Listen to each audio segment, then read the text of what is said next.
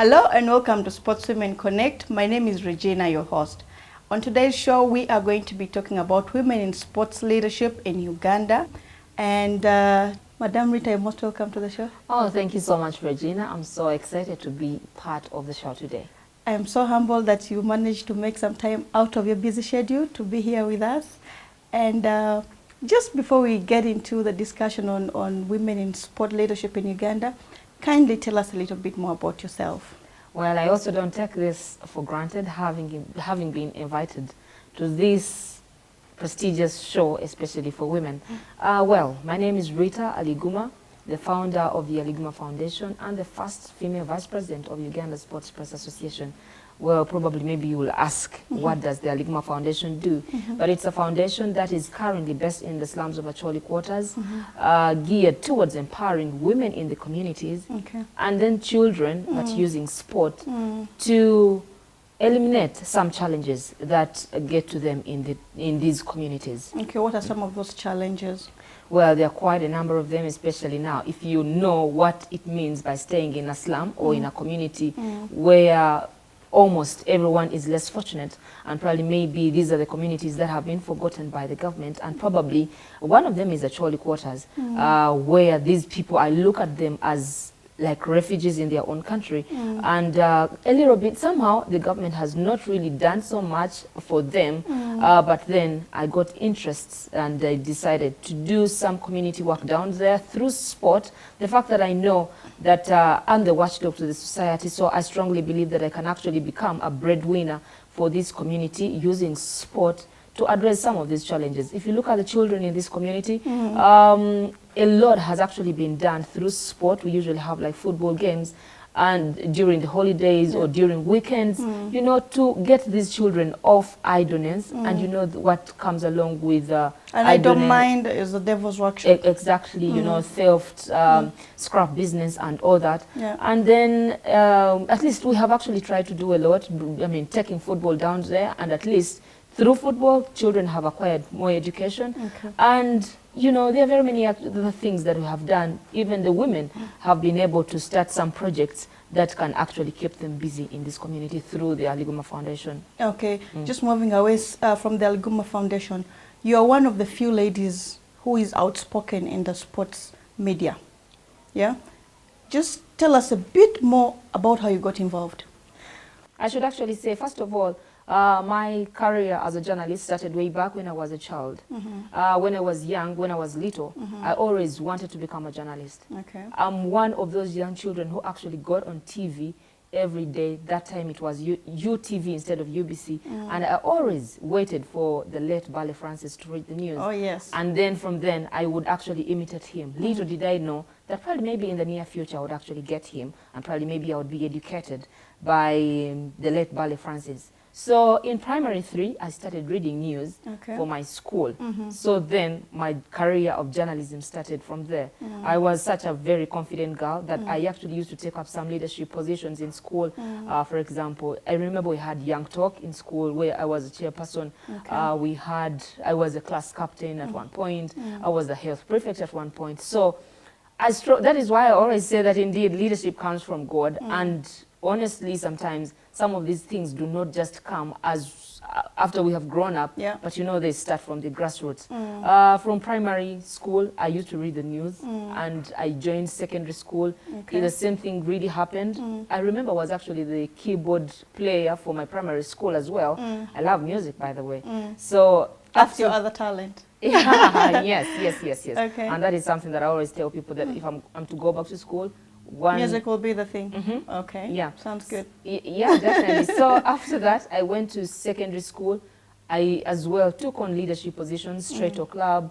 Then I was the treasurer then of Scripture Union. Then later on, I became the vice chairperson of the Scripture Union. I became the assistant head girl in the school when I was in secondary school.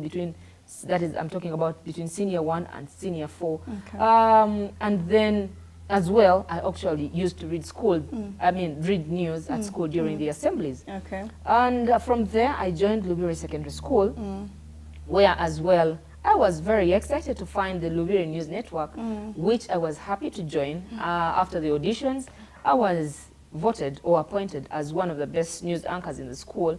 So we were two at that point. At that time. And well, I'm actually glad. Naroga Juliet was my co-anchor. She used to read general news. I used to read sports news in secondary school at Lubire Secondary School. So I took on sports news because, first of all, most people used to think that maybe sports names are really difficult to pronounce. To do this. Yes. I always wanted to I always want to take on the challenges, and then I used to support Arsenal. So I'm like, okay, probably maybe I can actually become the voice of Arsenal in Uganda through my anchoring. So at the very secondary, I used to read the news, and yes, I used to do it so well. So after the secondary school life, it was very easy for me to decide on whether to do law, a course that my parents wanted me to do, or do journalism. But I was really very serious. I so much wanted to do journalism because it is something that I really wanted. It is something that I had passion for, which I went for.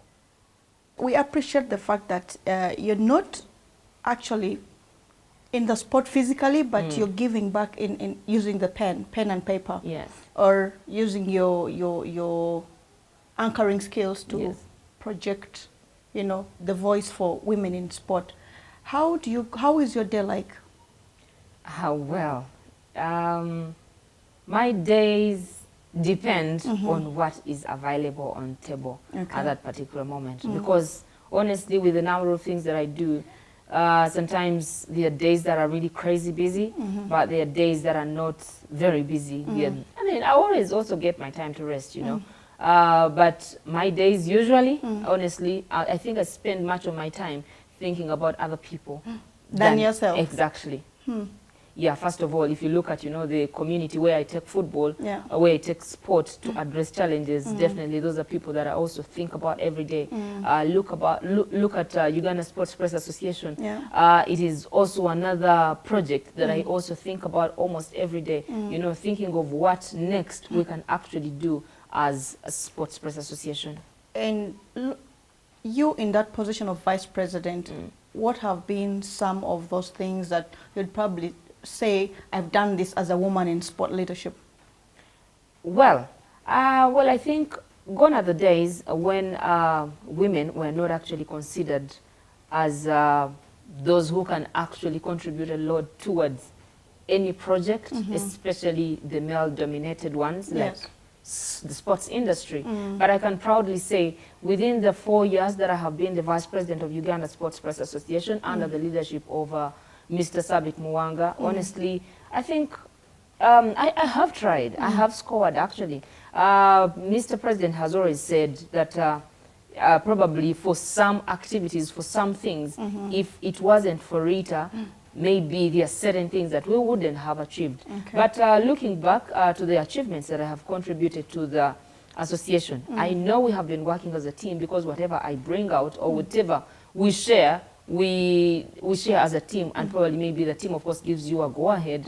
And some of these things have actually had an upper hand, beginning with bringing the AIPS president, the International Sports Press Association president. That is our mother body, based in Switzerland, but he's based in Italy. So I remember starting from the regime of Mr. Joseph Kableta, then Douglas Mazune, then Mark Namanya. Imagine all of them have actually been there for 4 years each. And then here we come with Mr. Sabit Muwanga and the entire executive. We again plead with him. All of them always wanted to bring this president to Uganda, but it was just to see how things, USPA runs. Yeah, so like as Uganda, I would say it was historical bringing this man to Uganda, because he had taken, since I think he had not come back to Africa, he had never visited Africa since he was voted as the AIPS president. That is over 10 years ago. So as Uganda, I think we do not take this for granted that he came back. And since then, it was from that period that he actually started coming to other African countries. Other African countries started inviting him after Uganda had actually opened that. So I strongly believe he was not here only because he is the president of AIPS, but we encouraged him to come to Uganda because we wanted at least him to help us cement the relationship of USPA and other federations and associations that lead, or I mean, that take on the sports federations in Uganda. Okay. So he came and we hosted the journalists from East and Central African countries in the East and Central African Journalism Convention, the first of its kind in Uganda.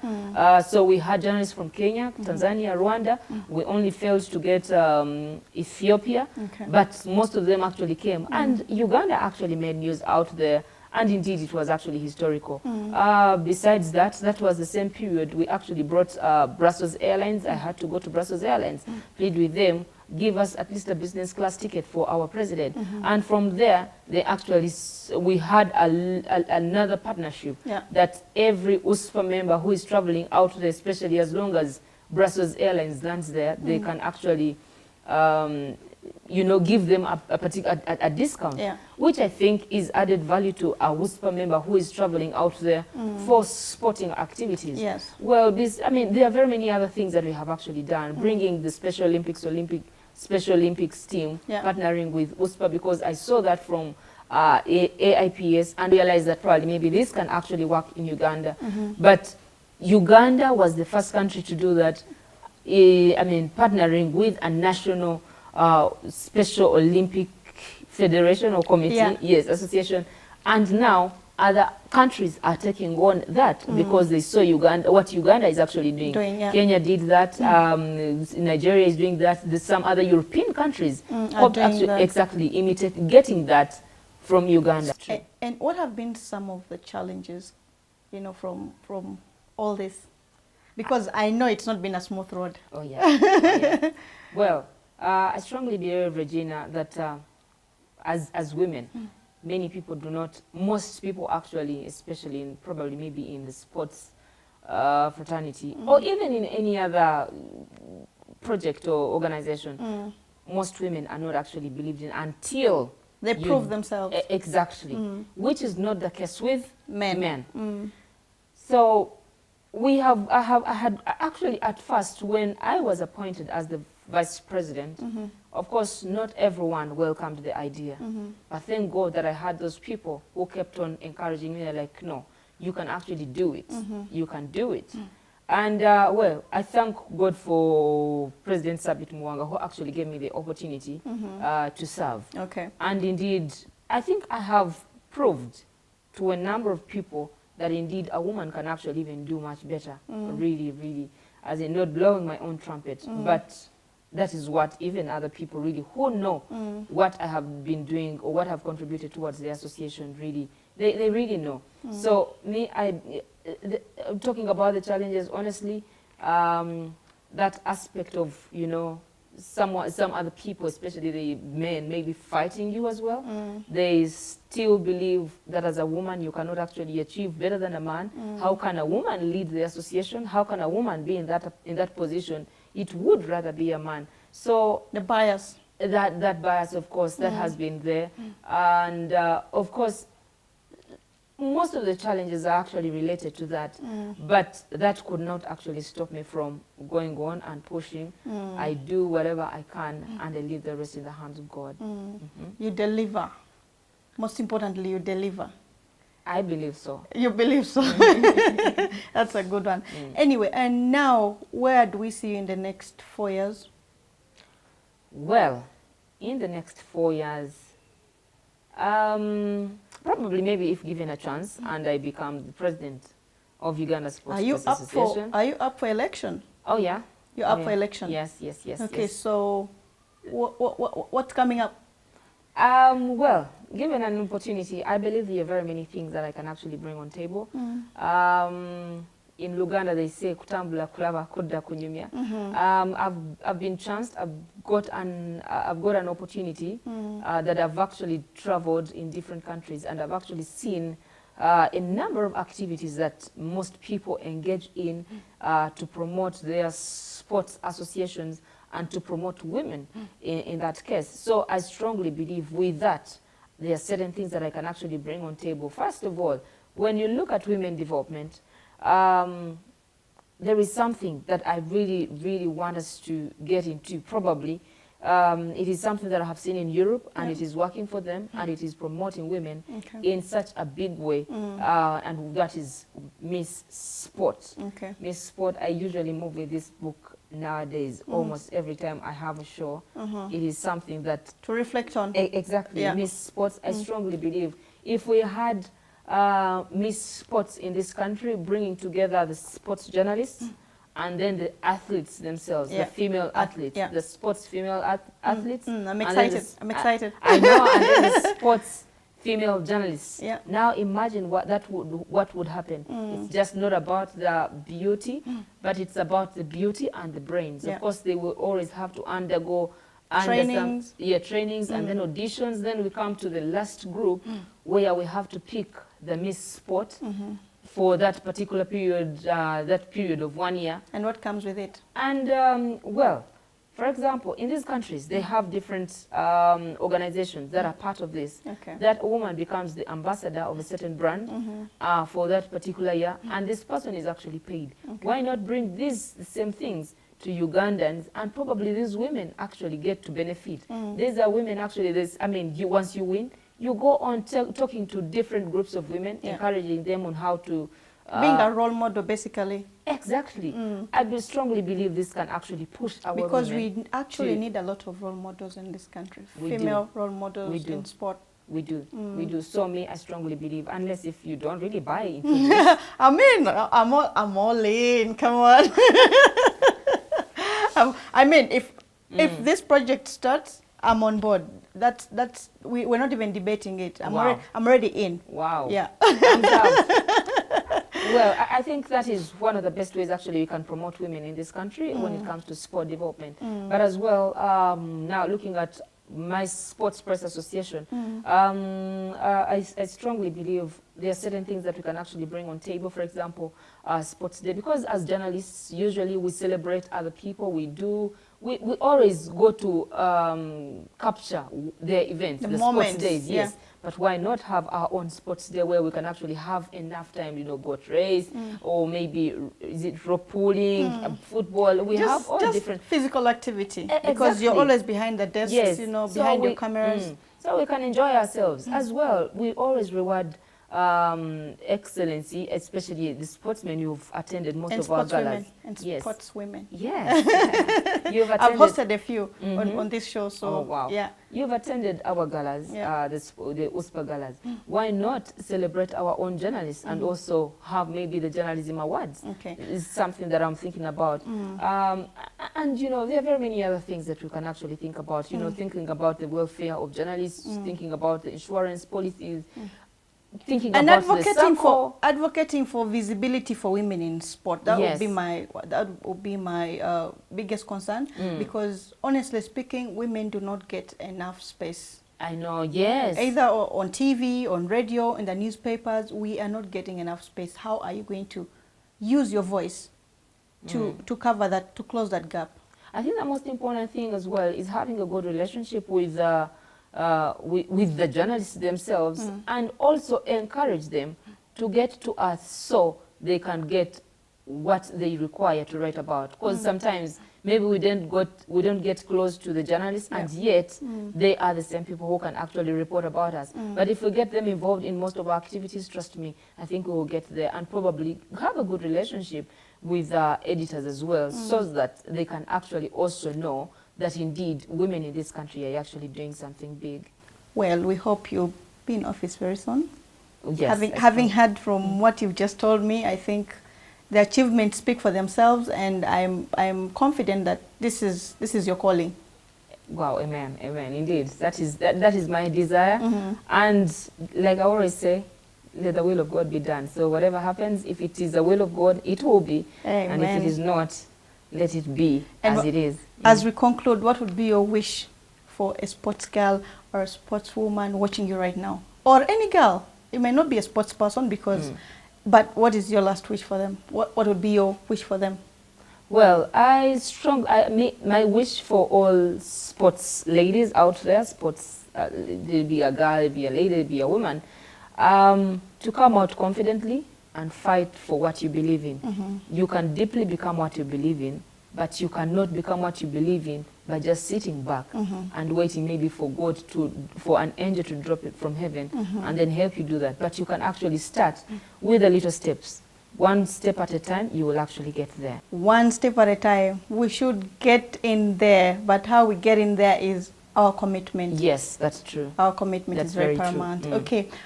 Rita, I want to thank you so much for your time. I thank you for coming through, and to our dear viewers, we thank you and good day.